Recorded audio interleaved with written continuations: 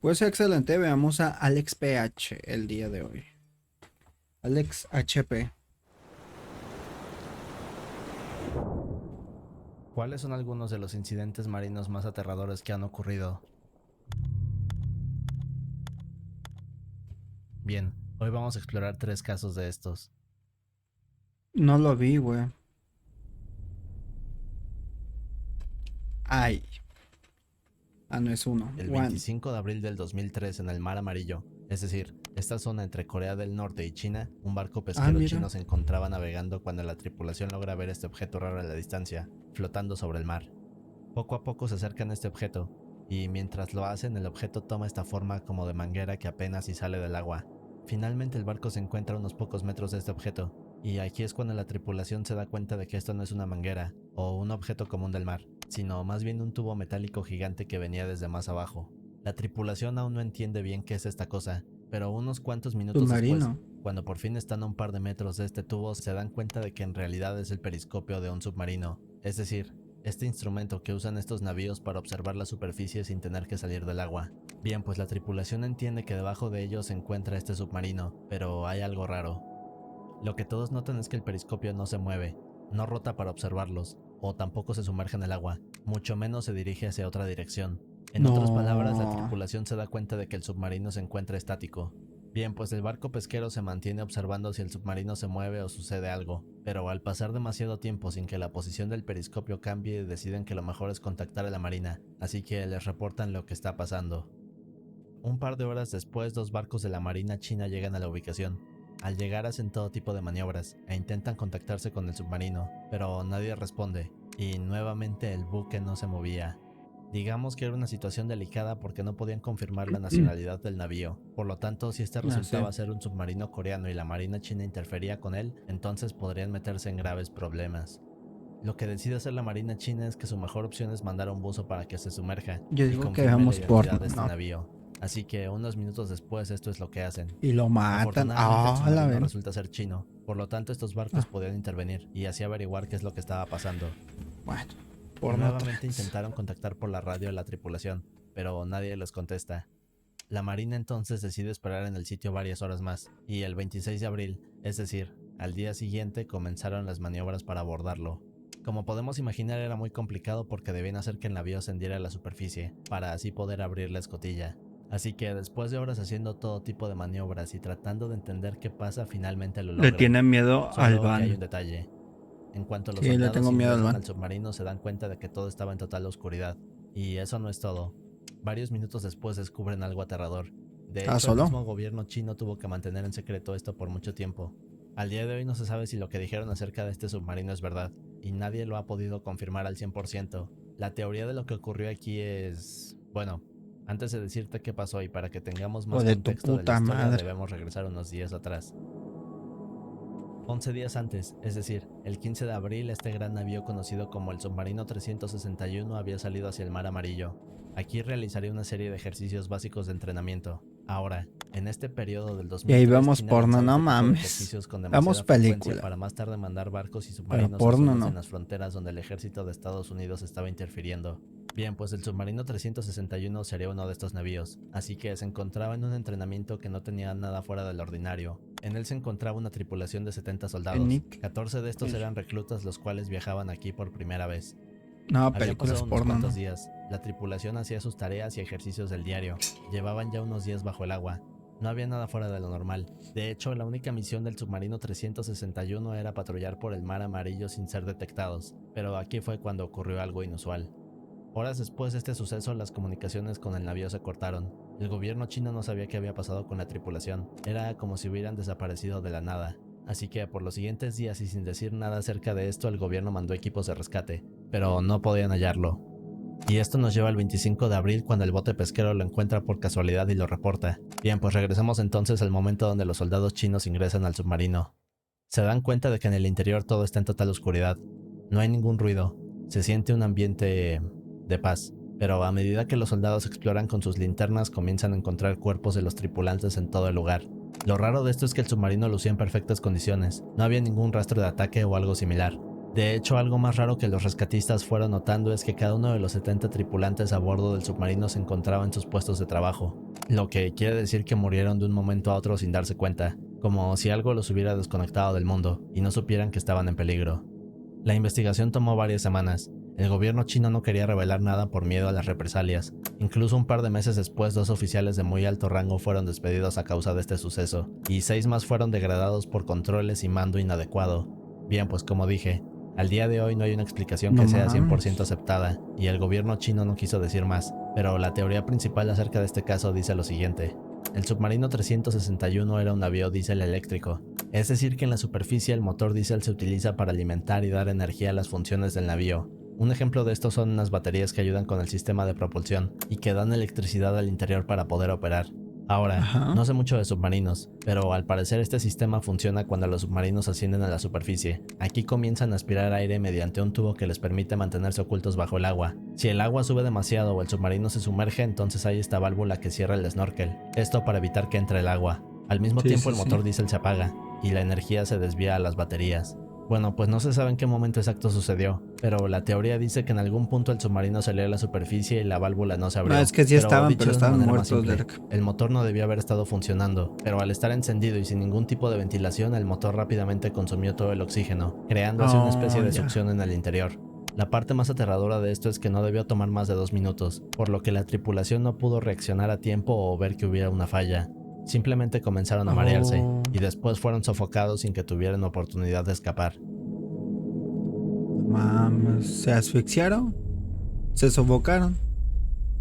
Pero solo se hallaron muertos así sin En noviembre de 1996, una pareja se encontraba caminando por una de las playas de St. Croix, esta pequeña isla al este de Puerto Rico, cuando de la nada un hombre se les acerca y rápidamente comienza a darles una historia. Después les da unas instrucciones, y finalmente cae al suelo frente a ellos.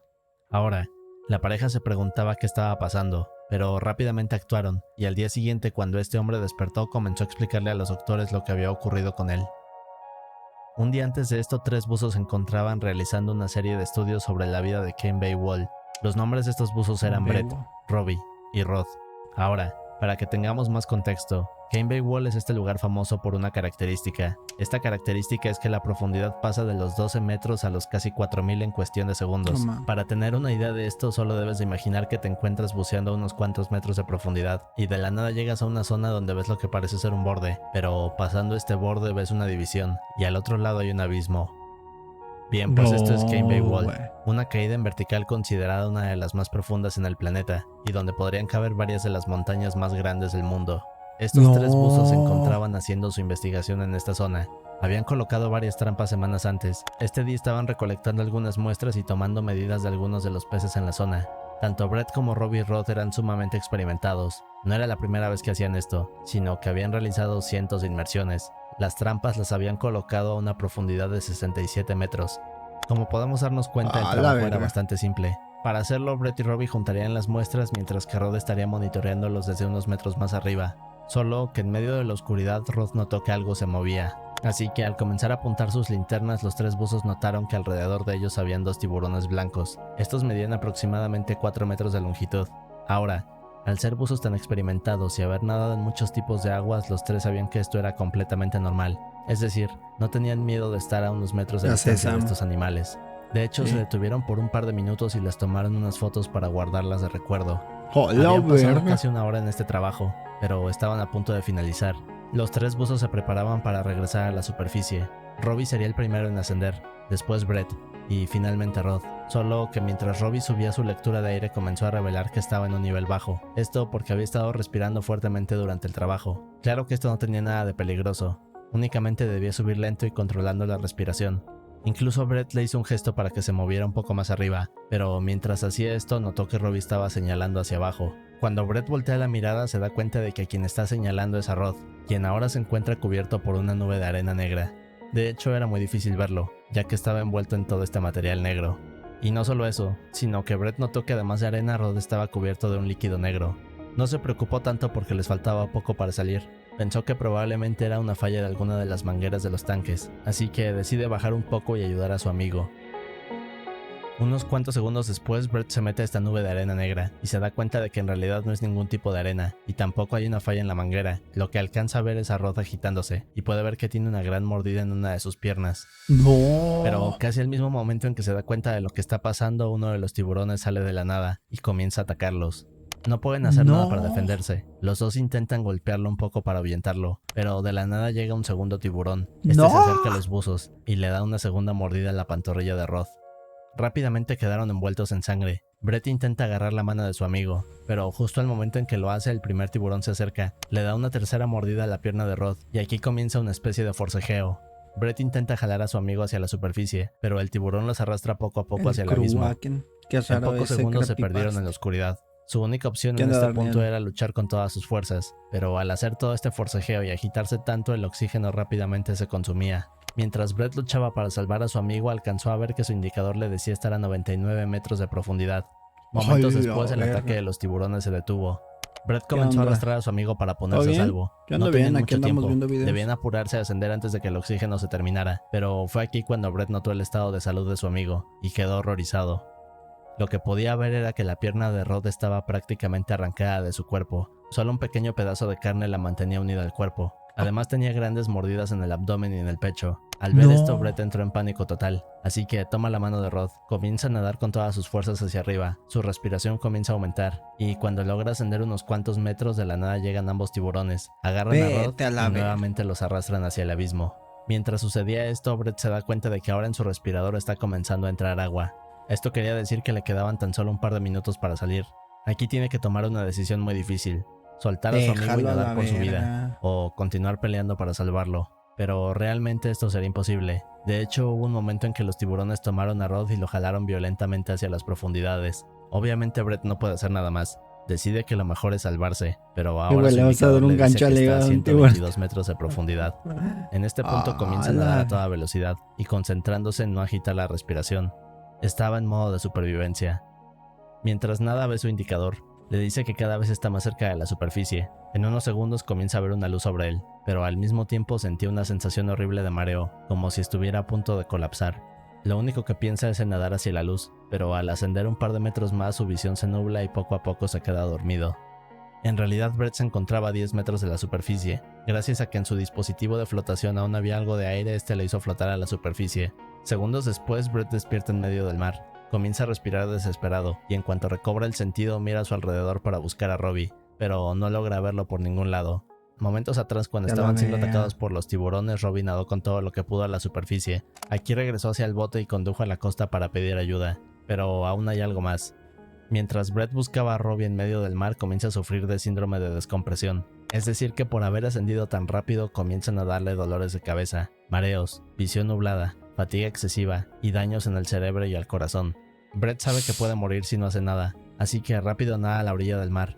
En cuanto sale, se quita todo su equipo de buceo y corre por la playa en busca de ayuda. Lo primero que ve es a una pareja caminando. Se para frente a ellos y comienza a explicarles que está teniendo síndrome de descompresión. Después les dice dónde está su auto, les explica que dentro de él hay un manual de instrucciones, y justo al momento de decir esto, Brett colapsa frente a la pareja. La pareja rápidamente corre por el manual de la camioneta, después usan el teléfono de su hotel, llaman al laboratorio marino para el que trabaja Brett. En pocos minutos un avión llega por él, y lo trasladan desde St. Croix hacia Puerto Rico. Poco más de una hora después, Brett había ingresado al hospital. Finalmente se pudo recuperar del incidente, aunque le quedaron pequeñas secuelas por la descompresión. Y en el caso de Rod, su cuerpo jamás fue encontrado.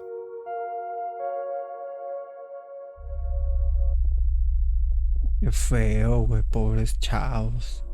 El 5 de noviembre de 1983, Edwin Arthur Coward, Roy Lucas, Bjorn Bergensen, Troll Selevik, William Cramen y Martin Saunders se encontraban trabajando en el fondo de una plataforma de petróleo conocida como Byford Dolphin.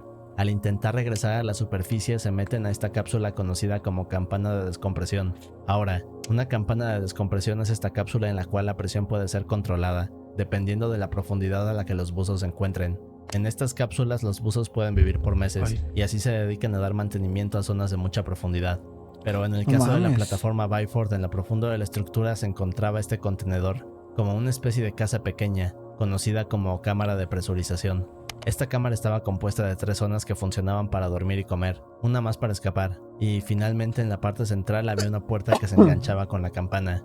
De esta manera los buzos podían ir a trabajar sin necesidad de tener que estar exponiéndose a los efectos de la presión del agua. Bien, ese día 2 de los buzos habían usado la campana para bajar, así que al momento de regresar enganchan la campana con la cámara de compresión, abren la puerta y cruzan hacia la primera habitación.